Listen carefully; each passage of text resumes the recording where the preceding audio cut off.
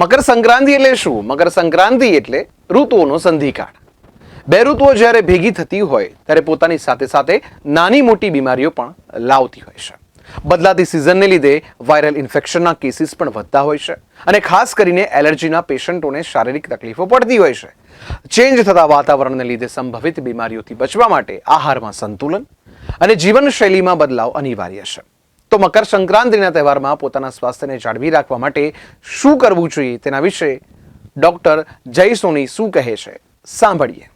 તમને બધાને ઉત્તરાયણના પર્વની ખૂબ ખૂબ શુભકામનાઓ આપું છું. ઉત્તરાયણનો પર્વ આપણા માટે ખૂબ જ મહત્વનો પર્વ છે, કારણ કે આ પર્વથી તમે બધા જાણતા હશો કે દિવસ લાંબા થશે અને રાત્રિ ટૂંકી થશે. આ એક એવો જોગ્રાફિકલ ચેન્જીસ છે જે ચેન્જ આપણા શરીરની ઉપર પણ અસર કરશે. શરીરની ઉપર એ સારી પણ અસર કરે અને એ માઠી પણ અસર કરે. સારી અસરની અંદર તમારું સ્વાસ્થ્ય જે છે એની અંદર વૃદ્ધિ કરવાનું કાર્ય કરશે, કારણ કે તમારી જે ઓટોનોમિયસ સિસ્ટમ છે, જે ડિટોક્સિફિકેશનનો પ્રોસેસ હોય છે બોડીનો, એ પ્રોસેસ સરસ ચાલતો થશે. અને માઠી અસર એ કરશે કે જે એલર્જેટિક પેશન્ટ્સ છે, જેમ કે રાઇનિટીઝવાળા પેશન્ટ, સાઇનેસાઇટિસવાળા પેશન્ટ, અર્ટિકારિયાવાળા પેશન્ટ, એક્સિમાવાળા પેશન્ટ કે કોઈ પણ જાતના સોરિયાટિક પેશન્ટ હોય કે જેમને વધારે ખંજવાળની તકલીફ કે દુખાવાની તકલીફ હોય, એવા પેશન્ટ પણ, જેમ કે ઓઇસ્ટોઆર્થરાઇટિસના પેશન્ટ, આર્થરાઇટિસના પેશન્ટ કે પછી રૂમેટોઇડ આર્થરાઇટિસના પેશન્ટ કે પછી સીરો નેગેટિવ આર્થરાઇટિસના પેશન્ટ, જેમ કે એન્કિલોઝિંગ સ્પોન્ડિલિસિસના પેશન્ટ, એવા બધા પેશન્ટ્સને પણ દુખાવાની વૃદ્ધિ થઈ જાય છે. આ સમયકાળ દરમિયાન એમ જોવા બેસીએ તો વાયુ અને પિત્તની સંધિ થાય છે અને જેનો જેનો કફ બગડેલો હોય એ અગ્રવાદ પામે છે, એટલે એગ્રીવેટેડ થાય છે. તો આ બધી પરિસ્થિતિની અંદરથી વડવાઓએ આપણને બચાવવા માટે ખૂબ સારા રસ્તા આપ્યા છે. આ સમયકાળ દરમિયાન તમારા બોડીમાં ફોલિક એસિડ ઓછો થતો હોય છે. તો ફોલિક એસિડને મેનેજ કરવા માટે કરીને અને આલ્કલાઇન બોડીને બનાવવા માટે કરીને, કારણ કે પિત્તની જ્યારે અભિવૃદ્ધિ થાય ને ત્યારે બોડી એસિડિક બની જાય, તો આલ્કલાઇન જોઈએ એને બેલેન્સ કરવા માટે. તો આલ્કલાઇન બોડીમાં વધારવા માટે અને ફોલિક એસિડ બોડીમાં વધારવા માટે વડવાઓએ ઉત્તરાયણના દિવસે ગોળની બનાવટની વસ્તુઓ અને ફોલિક એસિડની પ્રચુર માત્રા ધરાવતી વસ્તુ, જેમ કે તલ અને ગોળ આલ્કલાઇન તરીકે કામ કરે અને તલ ફોલિક એસિડ, કેલ્શિયમ અને ઝિંક, પોટેશિયમ પણ પ્રોવાઈડ કરે આપણને. આ પોટેન્શિયલ વેલ્યુ જ્યારે આપણા બોડીમાં મિક્સ થઈને પડે, જેને આપણે તિલગુડ કહીએ છીએ, તલની ચીક્કી કહીએ છીએ, તલના લાડુ કહીએ છીએ, એ જ્યારે આપણે ખાઈએ ત્યારે આપણા બોડીની અંદર આ બધા જે નરિશમેન્ટ વેલ્યુ ઓછી થઈ હોય એ બેલેન્સ થતી જાય છે. સાથે સાથે આપણે અહીંયા ગુજરાતની અંદર ઉત્તરાયણના પર્વને પતંગો ચગાવવાથી આપણે જાણતા હોઈએ છીએ. જો કે અહીંયા તો સૂર્ય ઉપાસના મહત્ત્વની છે. સૂર્ય ઉપાસના એટલા માટે મહત્ત્વની છે કે સૂર્ય તમને નિરોગી રાખે છે. સૂર્ય તમારી કાયાને નિરોગી રાખવા માટે પ્રથમ સ્થાને છે, એટલે સૂર્ય ઉપાસના આજથી શરૂ કરી દેવી જોઈએ. બીજું કશું જ ના આવડે તો સૂર્યને અર્ઘ્ય પણ આપી શકાય.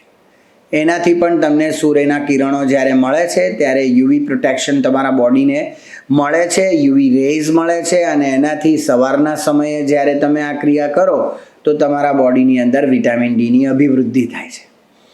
તો આના સિવાય પતંગો માટે આપણે શું પ્રિકોશન લેવું? એટલે પતંગ ચગાવતી વખતે આપણા હાથ કપાઈ જતા હોય છે, ક્રેક્સ આવી જતી હોય છે, ક્યાંક ક્યાંક કટ્સ વાગી જતા હોય છે.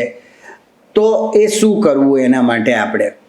તો સૌથી પહેલાં તમારા ઘરની અંદર હળદર હશે. હળદર જે છે એ ખૂબ ગુણકારી એન્ટીબાયોટિક તત્વ ધરાવતી વસ્તુ છે.